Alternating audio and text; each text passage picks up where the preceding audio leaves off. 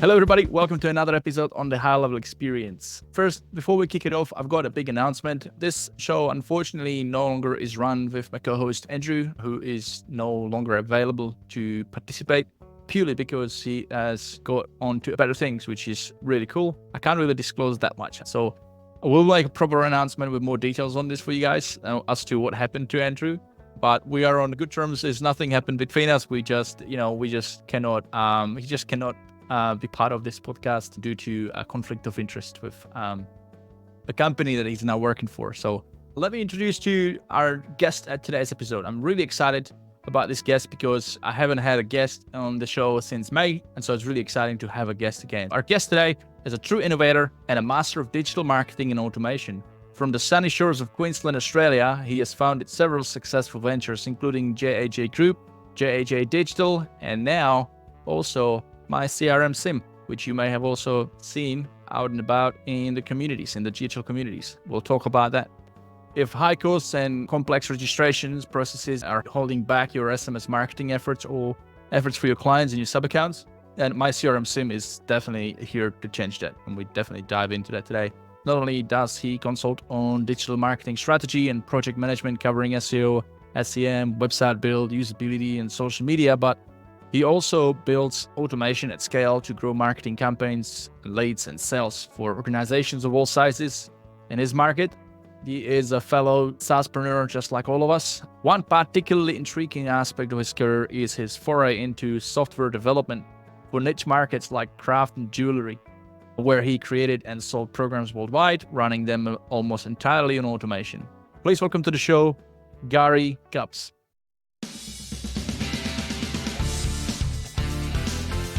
Hey Vit, thank you for having me, mate. Hey Gary, really good to have you here, mate.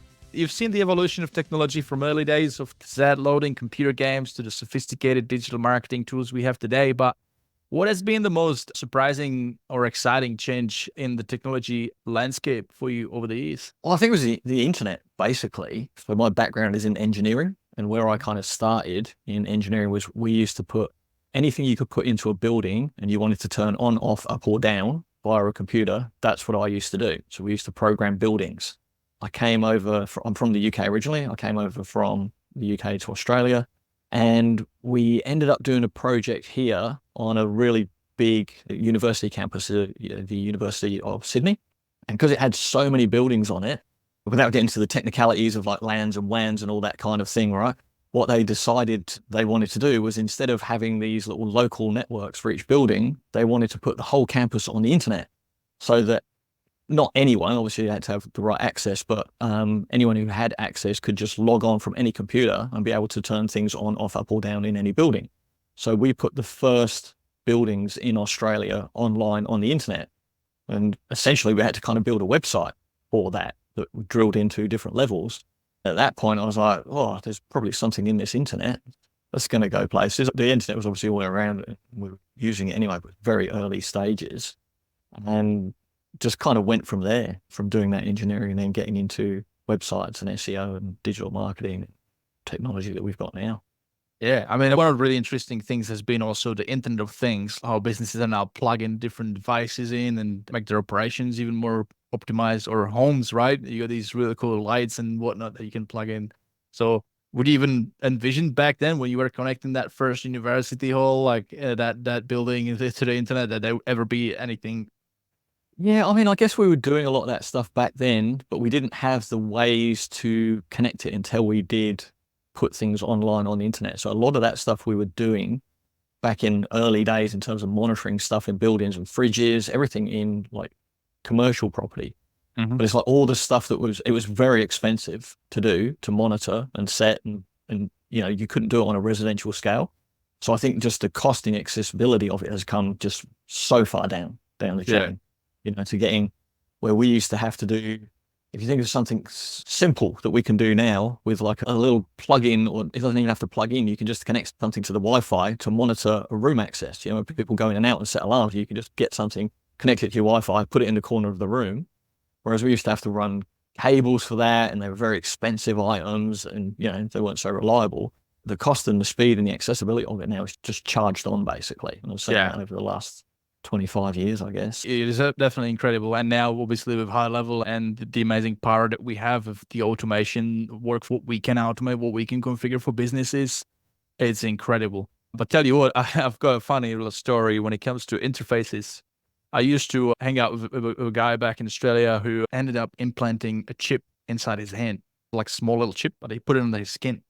And he would go home and he'd open his garage or go to his house. It wasn't in Brisbane, was it?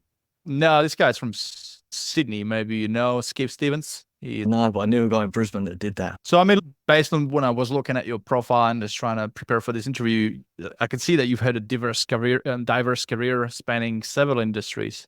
But question to you is, what initially drew you to digital marketing and automation? Well, the first thing when I was doing the first buildings we put online, and then my wife set up a business. She wanted to make it rank better in Google. And we got a quote from someone to do SEO because nobody knew what SEO was back then. They gave us this quote, and I remember it now. It was just under $5,000. This was like 25 years ago, just to optimize the website. Jesus Christ. Yeah, I know. They wrote in there what they were going to do. It's like, we will optimize the title tag. We will optimize the content. We will rename the images. And they just kind of wrote in there what they would do. I mean, I hadn't built a website at the time. I was like, I can figure that out. So I did it. And then the website ranked #1, like really quickly. I thought, I'm an SEO genius. This is easy. Way because back, SEO, it wasn't. yeah, exactly. It was pretty easy back then. Exactly. Wasn't that not enough competitions? Nobody knew what they were doing. So if you just even knew the fundamentals back then, like SEO was so easy. You can make websites rank. That kind of got me into it. And then I moved out of the engineering. I started kind of doing a little bit of consulting to people about SEO and websites and stuff.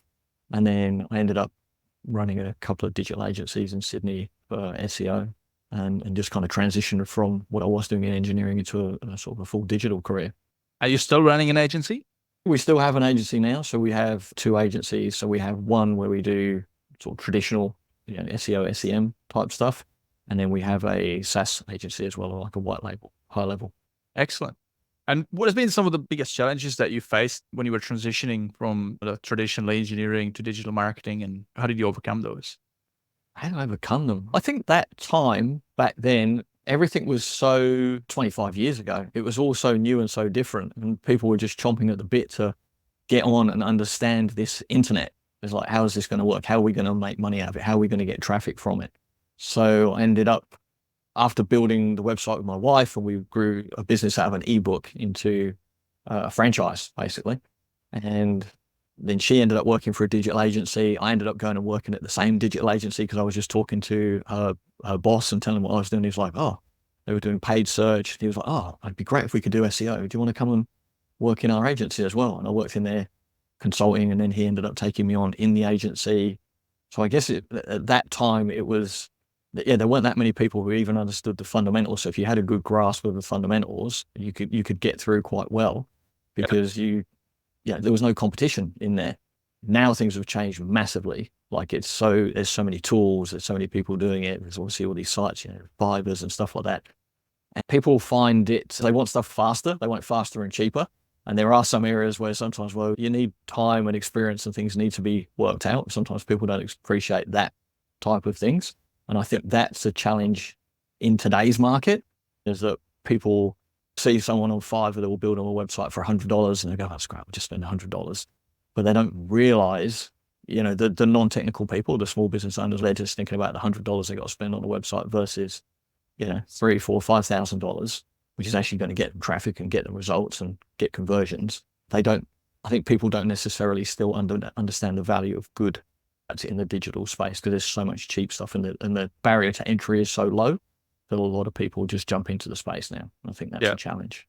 I like the topic of websites that we bring it up because, that is, like you said, you can go Fiverr and get somebody to build you cheap websites, or you can go like Squarespace and these type of platforms that you can spin up a website for your business fairly quickly. But what a lot of people don't realize is that your website really needs to help you in the grand scheme of things to convert those leads.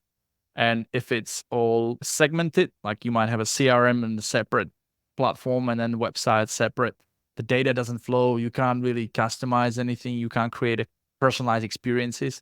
One of the really interesting things that I found for me is when with my SaaS, I get clients and sometimes they got like shitty websites, or they got like a good enough website, but then I tell them like, hey, you could you could, like I tell them how to install the chat widget and all that, but then I say, well, you could also, you could rebuild your website through our platform, which is called Stand Out from the Pack.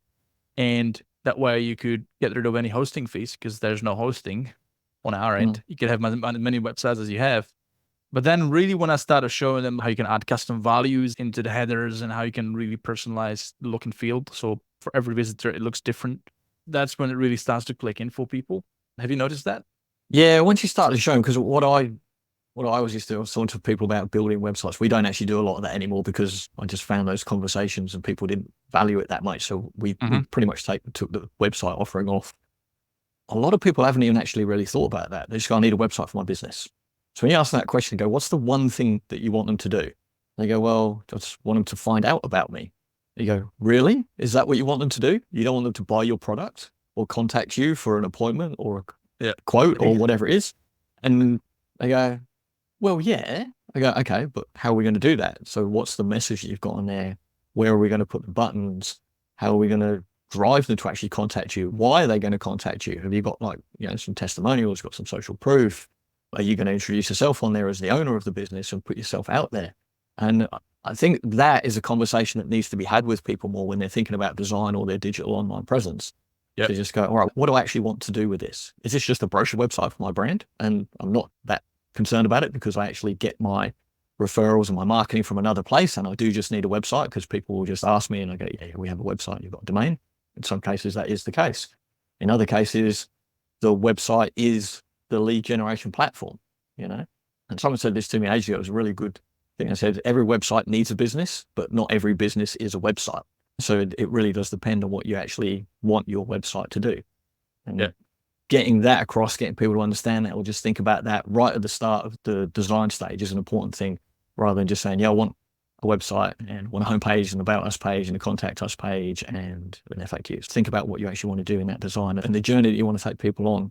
Like when they land on that website, and going back to what we were saying earlier about, things moving quicker, faster, like how long do people spend on your website? Like if they don't find something quickly to resonate with them, to keep them there, they're gone. They just go somewhere else, So make sure they can contact you, get a chat widget, like you were saying, encourage those clients that come to you and say, oh, I want to upgrade my website. Okay. Give people a reason to stick around and get that piece of information they were looking for from you. Yeah. It's amazing when you look at some of the websites of businesses, how difficult it is to even get to contact, to inquire, right?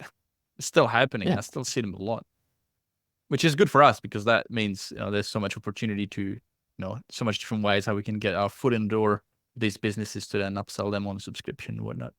Gary, you help businesses increase their leads and sales significantly. Can you share a success story where your strategies made a notable impact?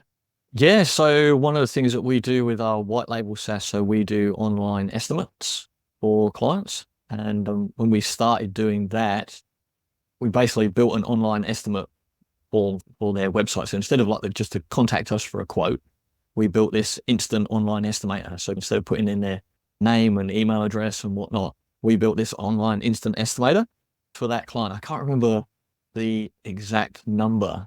They were getting a lot of spam as well through their forms. There's a lot of bots out there just filling stuff in. So they were getting something like 10 leads a week, but 80% of them were actually spam. So they were only getting 2 leads a week. We built this online estimation tool, which had various steps through it. So bots were not filling that in because they weren't really capable of it. Their leads went up, no spam. We killed all the spam as well, which helped them tremendously because before, imagine they're getting 80% of their inquiries were actually spam. So even when they did get an email that came in, and that's what they were getting as well, by the way, they had a form would get filled in and they'd just get an email in their inbox. So you've got a new lead. So that's, they don't have a good way to manage the leads. But if 8 out of 10 are spam, every time they see one come in, they're just kind of they're not highly prioritizing them anyway. So they weren't really on top of their leads. So we built the online estimator, then that went straight into the CRM. So now they capture the lead, put some automations in there to follow up with them instantly as well. And we increased their leads by about 30-fold, basically. Wow. Instantly. It was just incredible. We were shocked, to be honest. We were like, all right. And the main difference is because people were coming to them for a price. That's what they wanted to know. They were shopping and they wanted to get a price. Especially like building industry, or if you need to hire a gardener, or if you just need a builder to build something, right? You definitely want to shop around in those type of industries. The whole process is just so complicated. It makes perfect sense that if they come across a website that makes it so easy, then It's so easy because that's what they're looking for. They're like, I want a quote, I want a price, I want an idea. Before I even want to talk to you, I don't want someone ringing me up and then coming around and quoting, and I've got to stand around waiting for somebody to come out and measure up and, give me a quote. Just give me an idea. Give me a rough idea of the price. So we put that together and just give this range of a price and say, whatever it might be, your price is between $15,000 and $20,000, whatever the range is. Just sticks it in the client's head. They go, well, between $15,000 and $20,000, maybe it's 17, maybe it's 18. They've got an idea, but now they're happy to get someone out and get a proper quote. So yeah, that was quite staggering to us when we did that, and then we put that in place for a number of other industries and other clients. Pretty cool. And that was all through HighLevel. So you program it through workflows, like conditional and everything. Yeah, all conditional, all through HighLevel. So once the estimates come in, and then they go in and they get triggered to send them a customized estimate. Then there's a customized follow-up that sends them an SMS, says, hey, just noticed you got an estimate from us. If they don't request a quote, by the way, because they get the estimate, they get the option to then click a button and say, would you like a quote? And somewhere between 60 and 80% of people will actually ask for a quote after they've got the estimate. And then we have automations in the back end that if they don't request the quote, we follow up with them saying, oh, hey, you just requested an estimate from us. Would you like us to come out and give you a quote? So that the business can then actually, there's still work to do for the business to go out and get in front of them and give them a proper price. Here's what I love about this strategy, and this is for any agencies listening to this. Being a lead generating agency, sometimes it's just a lot of pain, right? If you're running ads for clients and then they can't convert them, they typically blame you for it. It's not really generating more leads for the client. It's just optimizing the lead capture and the qualification. If you're new to HighLevel and you're like in your head, the only thing that you can think of is how you can provide businesses with lead generation service. It doesn't need to be that. It could just be focusing on their current funnel and optimizing it and taking into account the buyer journey, right? Because this is a perfect example. Somebody is in that sort of consideration/decision stage. They're shopping around. You're making it easy for that customer. You bring that as a product to the business. It's an excellent strategy because it's more concrete and it's more reliable. Like you can put you can really guarantee that this will increase conversion, as opposed to, hey, we'll run ads for you. And then, ads, I'm just coming from my experience because I don't do ads, but, often agencies that I've spoken to, they don't, they might generate leads, but then they're low quality, or the client doesn't know how to convert them. And it's like, in your opinion, what do you think? What are some of the most innovative digital marketing strategies that agencies often overlook?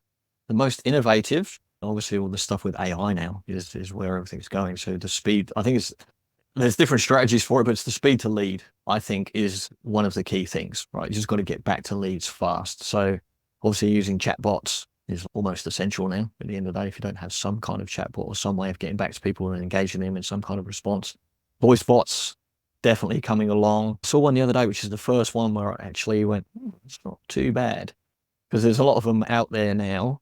And I hadn't really heard one up till the other day where I went, yeah, would I put that in my business? And the answer was no, because they still have that slightly mechanical, robotic sound to them, with the pauses and so on. It's definitely not got a human flow to the conversation. I did hear one the other day that was pretty cool. So I think anything that you can do to improve the speed to lead, and if you can use something that will do the conversion and book someone into an appointment, or even ideally make a sale, through an automation, then that's amazing, right? How good is that if you can have that running in the background for pennies, basically? We did a database reactivation, which I think was one of the funniest ones we ever saw. And it was for an event. So the client had run an event the previous year and they were rerunning it this year, and they wanted to send an offer out to that list. So we sent out the offer, and we had a bot on the back end that replied to any questions. And that's obviously programmed to respond. There's FAQs and there's details about the event. So if anyone asks those questions, it can respond and tell you what the dress code is, and et cetera, et cetera. And somebody replied and they said, oh, thank you very much for the offer, but unfortunately I won't be able to attend. I'll be having my baby around about that time. And the bot had this whole conversation with this lady about her baby and wishing her well for her pregnancy. And it sent like these like emoji flowers to her, wishing her well with the future of her child. And the client, because he was watching in real time on his phone, because he had the lead connector app on his phone. So he was Oh like yeah. watching it. And he sent me screenshots of it. And he was like, I was waiting for Alison was the name of the bot. We call them Alison to give them a name. And he's like, I was waiting for Alison to offer to come round and deliver the baby in 4 weeks' time. It was so funny. So it's just amazing what what the AI can actually do, even going off script, because this was over a year ago when ChatGPT had kind of first reared its head. So it was fairly new at that time. And we were just like, wow, this is pretty cool. It definitely is. And what is also cool is what you've put out on the market recently. Let's talk about that. MyCRM Sim. How Sure. did you come up about this idea? Like, what inspired you to even, launch a software company with this? Cost of Twilio. Like, I was, yeah. it's cost, right? So we're in Australia. You're in Sweden? No, right now I'm in Czech Republic. Sorry. Normally in Canberra. Okay, yeah, because I knew normally you're in Australia, but so the price of SMS in Australia is pretty expensive Brutal. compared to most other places, right? So we pay 5.5 cents per SMS, as opposed to, if there's anyone listening, people know in the US, it's under a cent. So in the US, they don't care about the cost. Like, it's not that much of an issue, right? A2P is a different thing because that's now come in, so that's a pain. So we can help with that as well because we removed that barrier. But really, it was about the cost. That's why we looked at this, because what we used to do with clients was put them on a plan, and we would give them $30 worth of credit a month for SMS. And the cost of an SMS is 5.5 cents per message. And it just always started some odd conversations because people would go, oh, so, how much am I going to end up spending then if I send 1,000 messages? And sometimes you'd end up in these conversations where you'd have to kind of explain to them, because I never wanted clients to get in this position where they would come back with bill shock. I've had that before in other companies. We used to do AWS consulting, and companies get bill shock. They didn't realize how much their server costs were going to be and so on. So it's the worst thing when you get a client coming back with bill shock. And it's even worse when they come back and it's bill shock over like $10, for example, because some clients, they'll come back over that. They just go, why have I got an extra $10 charge on my card this month? And then you have to explain, well, it's because you sent out an extra 200 SMSs. And they go, no, I actually only sent out 100. You go, oh yeah, but it was 100. Well, no, it was 100 SMSs, but they were over 160 characters. You know what I mean? So they were 200 characters each. So that's actually 2 SMSs that you sent out, even though it was only 100. And they don't understand that. So I just had too many awkward conversations, and the cost, and it was just annoying, and it restricted things for us in our agency in terms of using it, because you're always kind of looking, you start to think about it, and then you're measuring how much you're using SMS, how much can you get into one SMS without going over that 158 character limit. And, you still want an emoji on the end, but an emoji is another 20 characters. So that blows that one out. So we started using SIM cards, because then it just removed all the barrier. And we basically then just bundled that into the cost with our clients.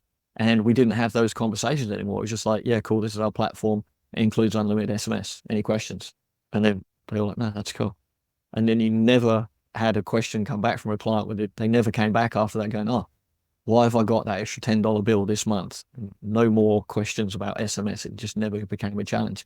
So for example, like they might be sending $5 worth of SMSs a month and the SIM card was $10, Yeah. It would have been cheaper for us to chuck them onto Twilio, but we still left them on a SIM card because it was just easier. We knew as well, for us as an agency, that we were never going to have them ring up and just go, why have we got to spend this extra $10? Or if they came back and said, oh, could we add a chat widget to the website now? We didn't have to then explain. There was never a conversation. So it just made life easier for us as an agency. Yeah, definitely. I mean, it's really important to educate the customers that can help minimize these type of conversations. So if you're transparent right from the get-go as they're signing up, having even like a checkbook that they understand that there are additional fees. The way I've overcome it is I put like a fees page where I've actually created like a calculator in my spreadsheet where I put all the default Twilio rates for different countries, like the main countries that I deal with. And it just calculates. You just put like how many SMSs you'd want to send, and it tells you the thing. I think these are all important things to have in place for customers. If any new SaaSpreneurs listening or wannabe SaaSpreneurs listening, I think these are really important things to put in place to educate your customers right from the get-go, so then they don't get surprised, as opposed to thinking like, if I tell them at the beginning, they might not sign up. Well, if you don't tell them at the beginning they sign up, then they might cancel after because they'll be pissed off. Yeah, and I absolutely agree with you. Like, it's really important to be upfront and educate them and explain that to them. But it also does create a barrier to the sale as well. And as you say, people will go, oh, like, don't tell them so they'll sign up. But then they'll be pissed off later and then they won't trust you. So we just removed that blocker, basically. There's a couple of other things to mention. One is to educate the customers that it's not just the SMSs that they send from the CRM, but also what's configured in the automations. And if you have a snapshot that you provide your client with, you should understand how many SMSs would go out per contact on average, so that you can tell that to the client as well. Because then that could be an opportunity for client to say, hey, you know what, just keep it on email, like keep it more lane or whatever. But then the other... And when people reply too. Yes. And that's the thing for clients to understand, because people are used to SMS on their phone, and most people just have a plan on their phone, and whatever their plan is, that's what they pay. They're not used to thinking about the cost per SMS. That's an odd thing for people. Well, here's another thing, right? In your SaaS configurator, you set up your plans and you set up how much credit each plan gets. You have that option, and you might say, they get $10 for this plan and they get it every month, and it does roll over. What I found is it never happens that the client would sign up and they would set up their regulatory bundle and get approved, on average, like week, 2 weeks before their customers, get around to do it, unless they pay us and we do the setup for them. And so, like we pay, that's included in the subscription. So we get charged that anyway. As soon as somebody signs up, HighLevel charges us to put that credit into their account. But they're not using it in that first month, or at least the first 3 weeks, until they get around to have that phone number. It's always a drag. And so what I started to do now, it's just a little tip, because, if you got a lot of sub accounts, you actually can save a lot of money on that first month subscription, not having to have that credit added in their sub account until they do have that number. It's better to do it manually than add it in the SaaS configurator. That's my tip here. Okay, cool. But that's pretty much exhausting all that you can do within the limits of LC phone system or Twilio. So this is where MyCRM really comes in. So how does it work? Tell us. So you need 2 things. So you need a SIM card and an Android phone with an active plan on it. So the phone has to be connected to a plan which must have credit on it. And then we simply connect that through software to HighLevel, and then you connect that to a sub account. And the phone simply works as a modem. So you send an SMS out through HighLevel, hits the phone, and it will send from the phone off to the other number. If the person replies, they reply to the phone, and then the phone will push that into HighLevel. It's as simple as that to basically do. So all you need to do is get the phone set up, plug it in, pop it on the desk, and leave it there with power on, and it will just work. It's effectively a modem. That's it. And then whatever plan you get is what you pay for your SMSs. So I don't know obviously, there's so many different SMS plans, and since we've launched this, we've got clients, using plans and doing different things all over the globe, which is different to what we did. We just used it for very local business, very simple. One of our clients, he actually pointed this out to me, and I had no idea. We've been using SIM plans for over 2 years, and we would just buy them, set them up, put them on a plan for $10 to $15, whatever the plan cost was. And then just every month that would just come off the credit card, and we'd just pay that, whatever. That was fine. And then we found out that provider, you could actually go and get a long-term plan and pay for the year up front and get $60 unlimited talk and text for $60 for the year. That's like, ends up being $5 a month. That's really cool. Is it really like, cool. So but then there's like an unlimited to all networks, or because sometimes like Vodafone has unlimited SMS, but only for Vodafone. I think they now have other networks, but these SMS plans that we're talking about here are like those, those like James Bond movie style, like you go and you quickly grab a card, right, for $10, those type of plans. Unless, I guess you could go on a monthly plan too, right? Yeah. So it all depends on what the requirements are. So the limitation is what your plan will allow you to do. If you get a unlimited national plan, you're only going to be able to send messages within that country. You're not going to be able to send outside without extra fees. If you get a more expensive plan that allows you unlimited international text, then you can SMS internationally. So that's something you've got to understand on the requirements for the client, right? If they're just a local business, yeah, cool. I know I'll talk about Australia because I know they're obviously easier. You just go, cool, get a local MyCRM card. That you can get that, like I said, for $60 a year, and that's going to cover you easily.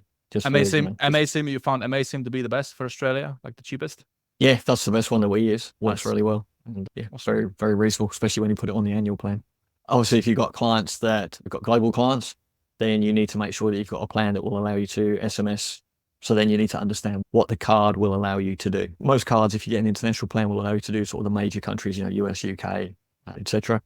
But you might not be able to text to some of the other smaller countries. They might not be on your plan, but maybe you need to SMS those countries. So you've just got to understand the limitation is according to whatever the SIM plan that you actually buy. Yeah. So basically make sure that it's still a good deal to do it this way as opposed to LC phone at that point.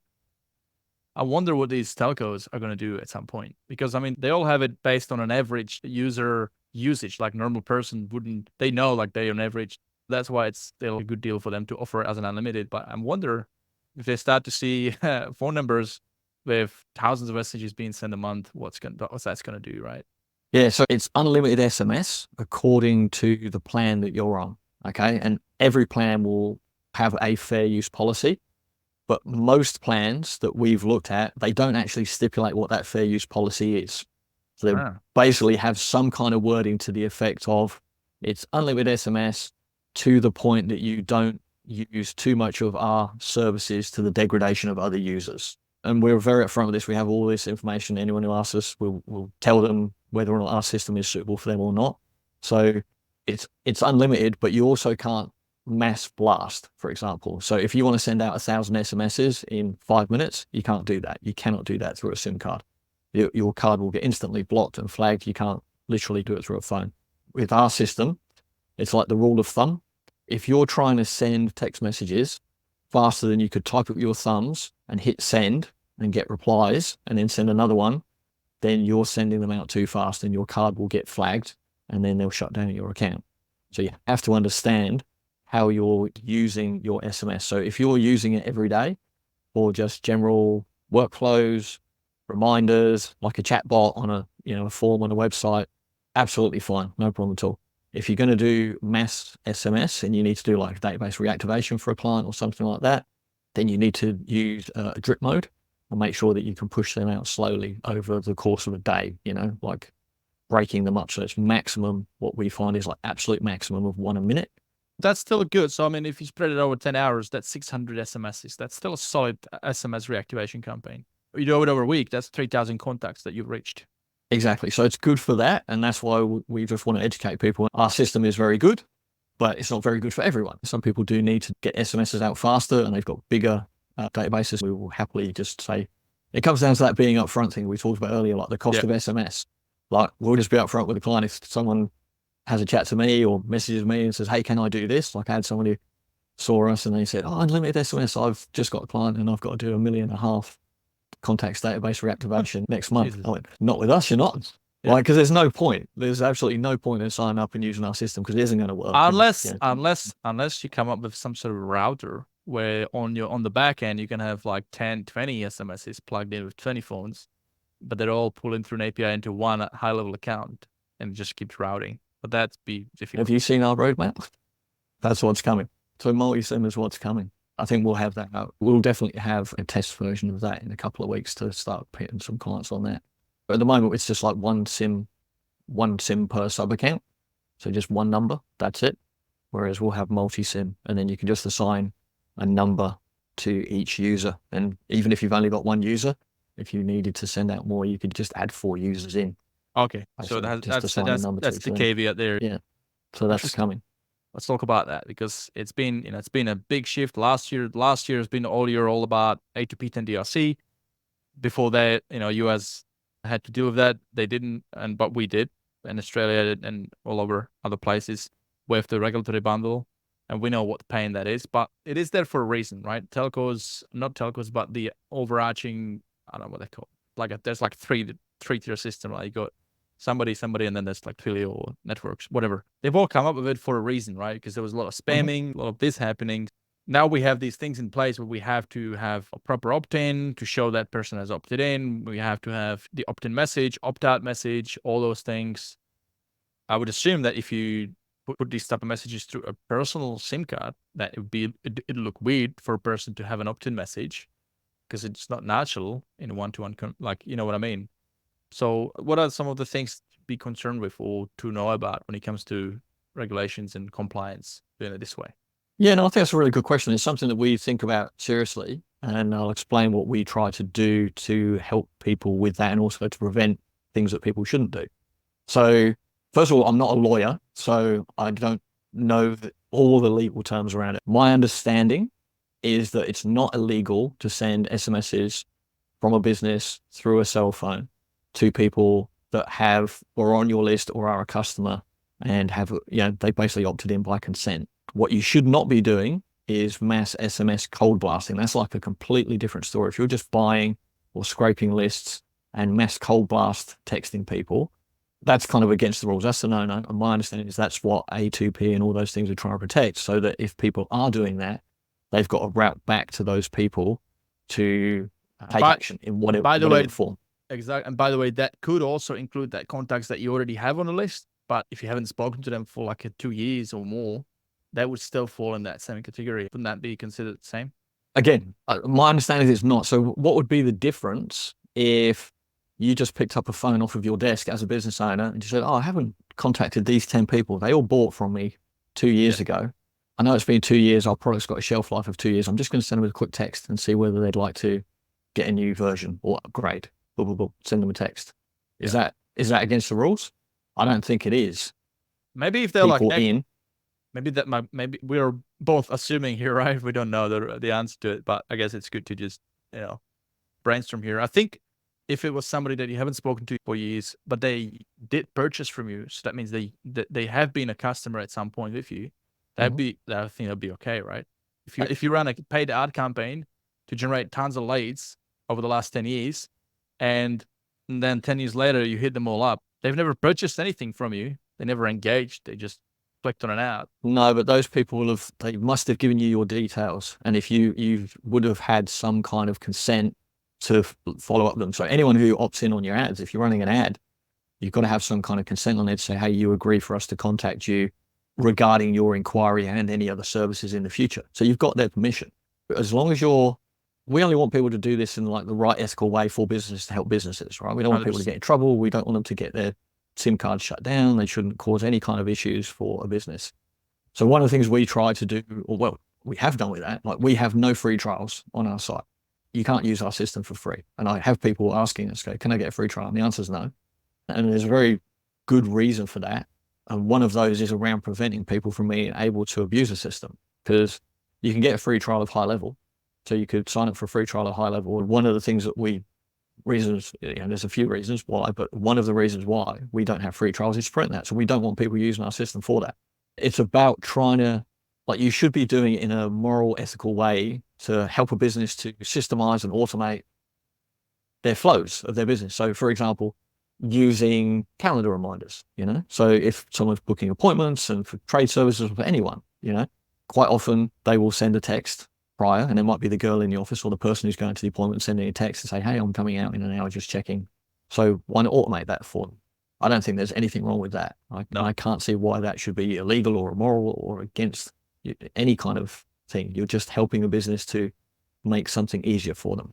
So anything like that, contacting a lead who's opted in, so speed to lead and being able to do that faster. What's the difference between doing that through a phone or buying a Twilio number?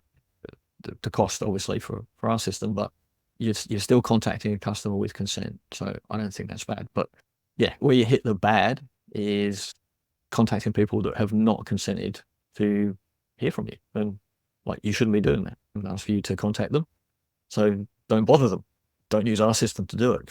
No, that's a clarification over everything. So I just wanted to, it's important to ask these questions because people might be listening. It's a really good question. And then I think it's a really, it is an area, who knows, legal terms, right? Lawyers like to write things in lawyers' ways, but I don't believe, and I've spoken to quite a number of people as well, it's not illegal to send an SMS through a cell phone in any way different to using Twilio or any of those other services.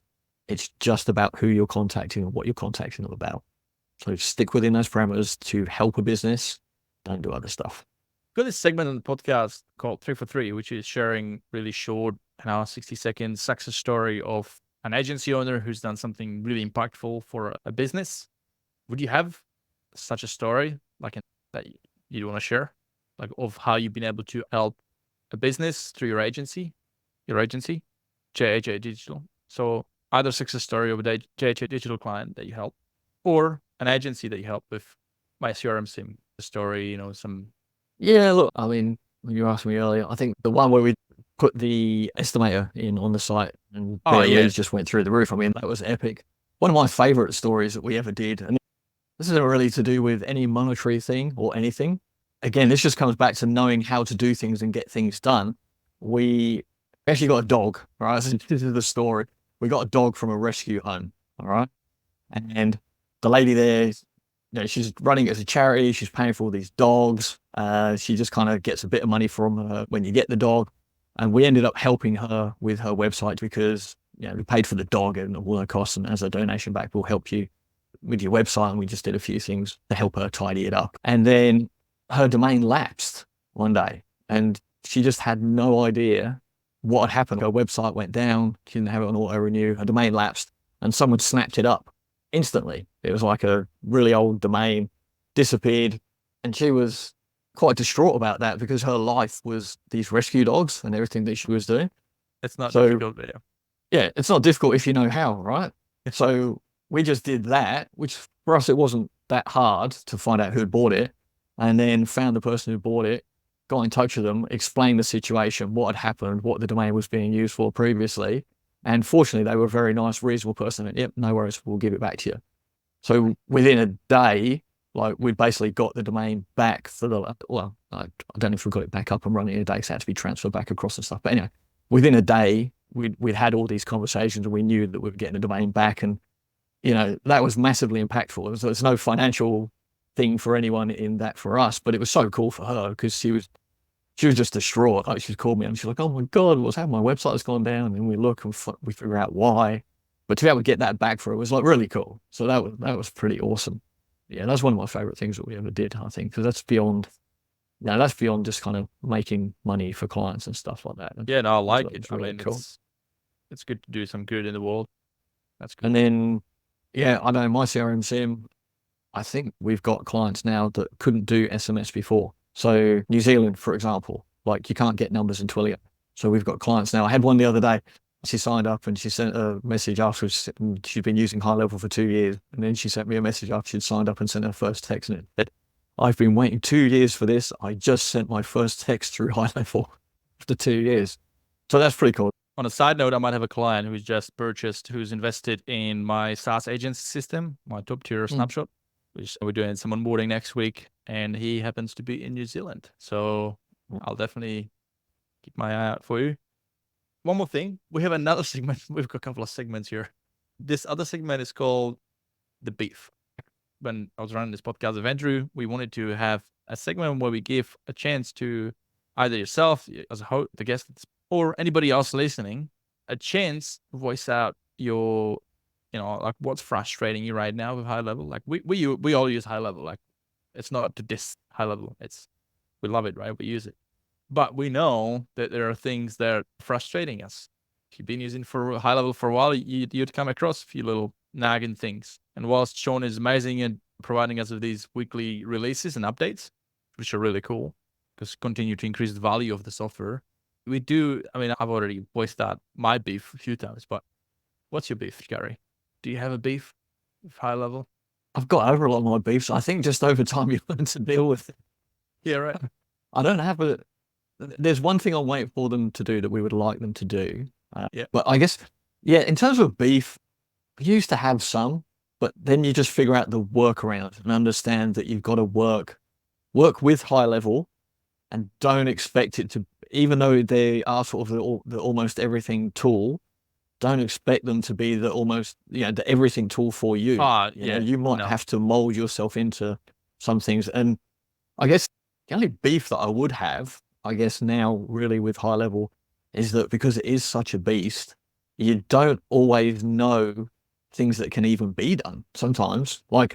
I'll talk to people sometimes and they'll show me a new function or a feature or a way of doing stuff. And I'm like, God, I didn't even know you could do it because I didn't even think about it. And you're like, oh, I could do this way. And I think that comes into the beef that probably a lot of people have, which is around support and tech support, because you talk to a support person and you have to understand. I've personally got a lot better at this because I had those frustrations in the early days of like trying to figure stuff out. And then you talk to support and you expect that they should know the answer right straight away, but they don't, because even though they work there in support, it's such a big beast. And there's also a big range in experience, because as the company grows, they keep on hiring new support people, and the experience of these people vary, right? So oftentimes put you up to the senior and all that, and then takes time. But I like that, because have you heard about, I'm sure you've heard about, the 4 levels of competence. It's like, you don't know what you don't know. Like, and then the next step is like, you know what you don't know. And then, you don't know that It's like, it's like where you want to be. It's like, you're so good at it that you don't even have to think about it. The reason I'm saying is like, how would that be overcome? Like that what you just said is like, sometimes we don't even know what's possible with HighLevel, right? Until somebody tells you, right? So it's kind of like, you don't know what you don't know until somebody tells you. Now you know what you don't know. I wonder if there was like maybe like an AI chat that they could create with a really good knowledge base that's always up to date, the latest, and then you could just ask, hey, like, what is something that is like the latest and greatest that we don't know about? And then maybe it would spit it out for you. What would be the best way to, serve this need, right? To get the knowledge across all the time. It's just constant training, isn't it? But what we do in our agency is, Sean's updates and all the updates that come out, we have all of them fed into, we use Click, not Slack. It's basically the same thing. So every update that comes out, we have that fed into a channel in Click. So I just see them there. So every day I see all the updates as they come out. So even though I might not necessarily watch the whole videos or watch all of them, I just read the brief and just try to keep on top of it that way, because it's a beast in all of itself. And with everything else that we're doing, we're all busy agency owners, and we've got lives and families and kids, and how do you do it all? I don't think you do. I think you do the best that you can. Try and get people to help you with anything that you can't do. Understand those 4 pillars of knowledge. Whether I don't know whether I'm right at the beginning or at the end, because I just don't think I know anything sometimes, or I just accept to go, I don't know, but I'll figure it out. We'll find the answer. Look, I don't think you can ever know everything about anything. And there's always someone that will be able to help you or show you a different way of doing it. I think what is important though is that if you're running it as a SaaS to sell it to other businesses, I think it's very important that you do know how to use it, and you do commit time to educate yourself as much as you can. Do you agree? I do know as much as you can, but also don't worry about knowing absolutely everything. Focus on selling a couple of things that you know that you can do well.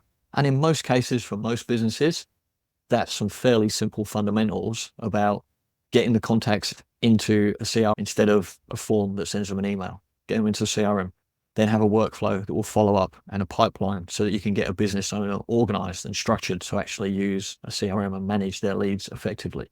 Have a chatbot that will be on the website and follow up, do some Google reviews, whatever those things are. Just start with a few things, understand like the fundamentals. I think you really need to understand workflows. Like, I'm pretty big on workflows, and I'd say that I have that logic background anyway from my building days. Like, that's what we used to use, PLC logic, like if then and else or stuff. So to me, workflows just make sense. Like, I can go through a workflow and I can build out some pretty cool stuff. I don't know all the modules that are in there sometimes. I'm like looking for a module, and then you got to find the module when you spend time looking for that. So even though I know the logic and how I want to achieve something, it's like, well, how do I get that piece of data into an action? Definitely understanding workflows. I think they're probably one of the most powerful things. If you can get your head around that, that's a game changer for you, and you can pretty much do anything for a business then. And even if you don't know how to build everything in the workflow, what the modules are, at least you can understand the logic and kind of what's possible. And then maybe you can get help with that. At the end of the day, you don't really want to be building workflows all day, every day, because that's going to take up your time and prevent you from growing the business. But you want to know what's possible enough to a degree that you can have a really good and competent conversation with maybe, you've got an outsourcer or a developer or someone who can do that. You want to know enough to make sure you know how to keep something on track. You don't have to know everything. I have both sides of the coin covered, right? Where you've got the first side of the coin being, you understand the niche, the client, what their unique needs, maybe through an interview, through a bunch of questions to really understand. Like I had an email recently, somebody asking me, hey, I'm an agency owner and I help bakers. I'm like, bakers? That's interesting. How would you approach generating leads for, like, what do you think I could do for them? And then I just started to think and I rattled down a couple of ideas and I said, you know what I would do? I would try and like go around 3 bakeries in my local area, eat there, like try the pastries, see what the quality is, go in the local coffee shops, see who they buy their cakes, which baker they buy from, do my like research, then trying to find out everything I can about bakery business online, and then trying to strike up a meeting with one of the baker owners and say, hey, you know, like there's this coffee shop around the corner and they kind of buying this really poor produce. It's not really good. They might be on the market to buy stuff. So I might have a first client for you, but we also happen to do this other thing. It's like you might not know, but Yeah. then we start to think about it and analyze the process. Like how would you approach a process of targeting a niche? It's not that difficult actually. Understand it, like do research, right? Understand what's the problem they've got, and even like with our solution now, I get people, they send me messages, go, can you tell me about your system? And I go, sure, I can tell you about it, all the information on the website, but what's the problem you're trying to solve? That's what I need to know, because if they tell me their problem is, well, they need to send 1.5 million SMSs next month, I'm gonna go, well, there's no point. Our system won't do that. I'll pass you to someone else. If they tell me we're having trouble with, we can't even buy a number in our country through Twilio, I go, cool, we can help you with that. Now tell me further, what do you need the number for? So understand the problem, just start asking questions wherever you are in with the niche, or any client that comes to you. Like going back to the website thing that we started on at the beginning. Someone says, oh, I want a website. A lot of people will go, okay, great. What pages do you want? What color do you want? Do you have a logo? That's not the right question. What do you want the website for? What do you want someone to do when they visit the website? So What's the understand the purpose? right questions to ask. Yeah. Get clarity on that with any client that you're talking to first. And then you'll have much better success, because then you'll actually help to guide them and drive a result for them that they probably didn't even realize that they were trying to get themselves. They just know they need to make things better. They don't know how to make it better. So try and help them that way. One of my favorite frameworks is Double Diamond. Have you heard about Double Diamond? It's like a human-centered design to solutions. Big companies use it when they're trying to come up with maybe like new packaging or whatever. It's basically a process where you've got a shape of a diamond. Let me explain it as well. It's a process where at the beginning, you try to say you've got a potential client, a particular niche, and trying to figure out how you could help them. So at the beginning, you need to do discovery, right? You need to find out as much as you can about that client and their particular problems, right? So you do like a massive discovery. And that's a phase where you have zero constraints. Like it could be any way possible to gather information, right? So it could be interviews, research, observations, customer feedback, as much as you can, and like no limits. Then the next stage in that diamond is a defined stage. So here's what I'll share on my screen because it's going to be more relevant that way. There you go. Like nice and wide, and then it goes narrow. So the wide stage is here. So discovery, so go all the way, no limits, you go wide. And then you try and define that. What you found during the discovery, you're trying to define it to the most common set of attributes around that problem. Because only then, when you define that problem, you can then start to think about how you can overcome it, how you could develop a solution for it. And that's the develop stage. So you go again, super wide, no limits. You just go full brainstorm mode. You go team meetings, brainstorm, communication with customers, communication with users, feedback about your proposal on how you could solve different prototypes of solutions. And you just like go wide, no limits. So in here, no limits, here, no limits. You spend a lot of time here, and then you get to the final delivery. So the outcome of it is you actually you distill it down into the most ideal solution, and then you deliver it. And so I like to use this framework when I talk to businesses, potential agency clients, because it's like, instead of talking about features and tech stuff, it's like process and framework, and makes them part of the process, and they understand that it's been thought out. And then by the end, when we have that solution, when we, go over it together, then you assign a quote to it. Let's say it's a custom project. Because the customer has been part of that process, it's a no-brainer. They look at the price, they'll understand the reasons behind it, and they'll get it because it's been thought out. in this framework?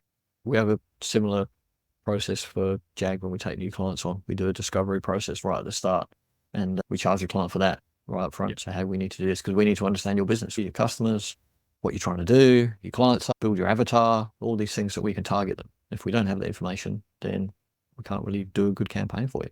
And even though like the solutions are often very same, they don't differ that much. It's just the nuances of it. It's just how like it increases value of it, so you can charge higher ticket. It's what increases value, it increases your understanding with the client. Because otherwise, I've been guilty of this before. Like years ago, you just take on the client and go, yeah, you want to run ads, great, no worries. What do you do? Do that, cool. We'll do some keyword research and you put it together. And over time, you realize that okay, well, it wasn't the right approach because 3 months down the road, the client's explaining something to you. You go, you never told me that before. What are you doing here? So if you can try and get all that stuff up front, sets everybody on the right foot. Yeah. You, the client, their expectations, they're happier, they're invested in the project. Yeah, definitely a better way to go. So I really like that framework. We have something similar. It's not called that, but very similar. And then when you do have that, then you can come up with really good campaigns that are powered with SMS marketing campaigns, which we know work. And you could save your costs as well if you have something like MyCRM Sim.